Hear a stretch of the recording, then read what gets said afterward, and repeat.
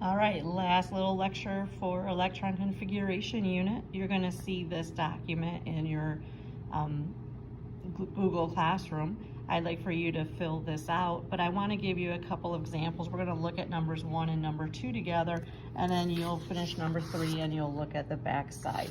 Okay? So number 1 says we're working with oxygen, and I want to do the longhand electron configuration.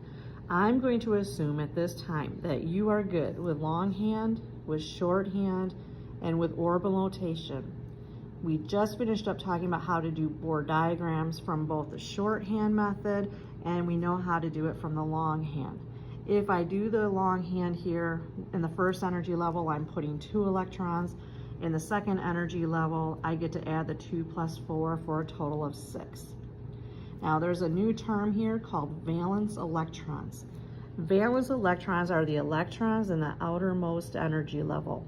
So we see that the highest energy level here, the one furthest from the nucleus, has 6 electrons. So we would say it has 6 electrons. Now the inner shell electrons are everything but the outer. So since I have 6 in the outer, what do I have left on the inside? I only have 2.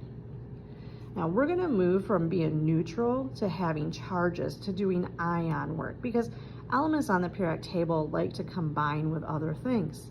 So in this particular question, it's going to say electrons needed to add. Adding is a clue. That means we're trying to reach the octet rule. We already have 6 electrons in the outer energy level. We want that to get to 8. In order for that to get to 8, all we would have to do is add 2. So I said, we have 6 electrons in the outer, we need to add 2. So it's going to become a 2 negative. And you say, wait a minute, if I'm adding, why is it a negative?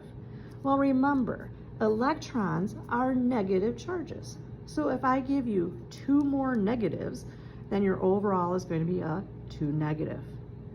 Now, we have a special name for things that are charged negatively, whether it's 1 negative, 2 negative, 3 negative. If you have a negative charge, which means you're adding electrons, we call this negative ion an anion. Okay? It is no longer neutral, and it's going to be written then as O2 negative. When I see O2 negative, it means oxygen added 2 more electrons. Let's look at the second example. Here we have sodium. Again, I'm going to assume you're good with all of this.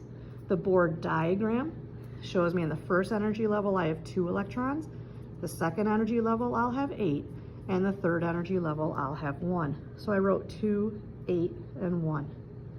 How many electrons or valence electrons do I have in the outermost energy level? Well, I see I have 1.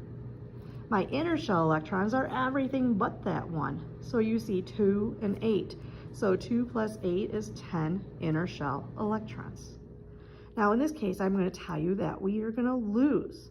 Well, we want to lose because we only have 1 electron in the outer energy level. Would it be easier to lose 1 or to gain 7 electrons? Well, it's easier to lose 1. So we're going to say we're going to lose 1 valence electron. But when we lose a negative, we become more positive. So we would write this answer as Na, 1 positive. That positive is telling me I lost an electron, I have more protons than I do electrons. The positive charge has a term that's called a cation. Negative charges are called anions, positive charges are called cations. I remember this because the plus sign looks like a T, and there's a T in cation. All right, so I would like for you to look at numbers 3, 4, and 5. You do not have to worry about number 6 here for me, okay? But 3, 4, and 5.